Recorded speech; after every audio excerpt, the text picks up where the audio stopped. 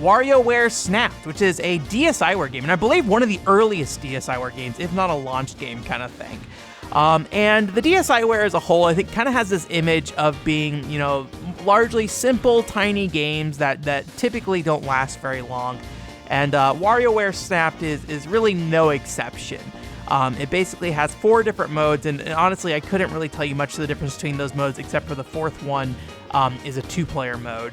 And but like traditional WarioWare, each of these modes are comprised of basically 5 to 10 second micro games, and they all use the DSiWare's front-facing camera for you to control it. So that largely amounts to you kind of like shaking your head around, bouncing it up and down, waving your hands, getting closer and further from the screen, opening and closing your mouth, so on and so on. And since WarioWare is a game of very simple inputs, largely focusing on A/B presses with like a D-pad, I think that variety of things is plenty enough to kind of fit the concept as a whole.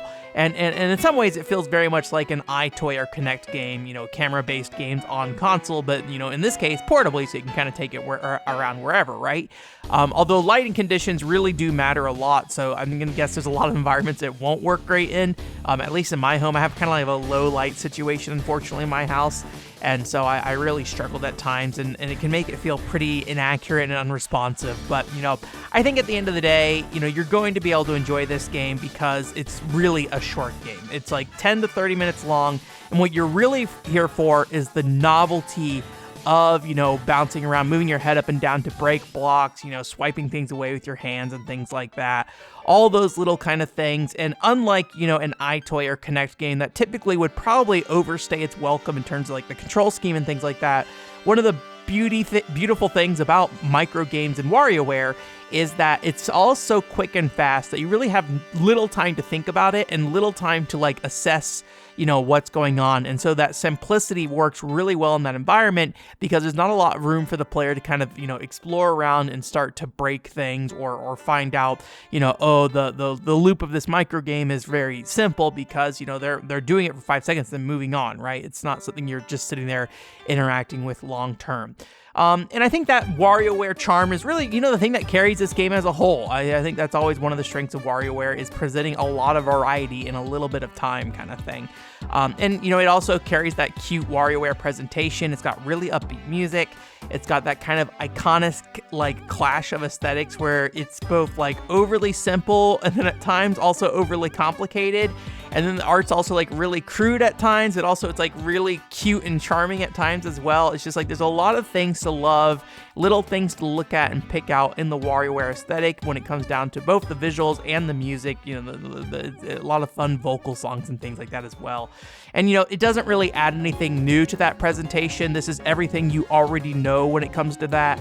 Other than it will record you and kind of implement your face into various little things. So there's like kind of a cute little aspect of them, like kind of setting up mini games in ways that will feed into, how they take pictures of you and what they'll do with those pictures afterwards, like very cute creative ideas and things like that.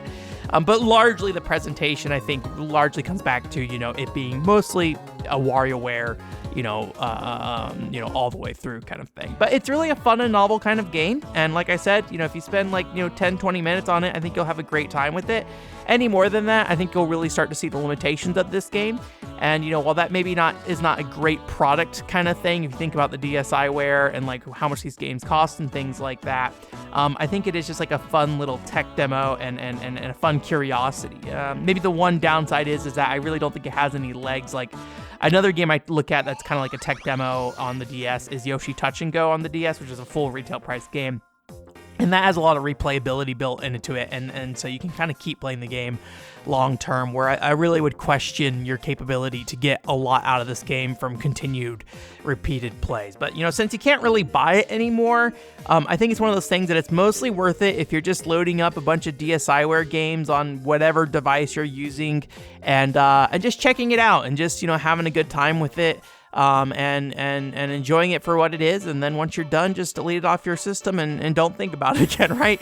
You had a little fun experience, and now move on to the next thing. Sometimes that can be really beneficial for certain games, and I think WarioWare Snapped is one of those games that is the way it's best enjoyed, and it's probably one of the ways that I think is the best way to approach it today.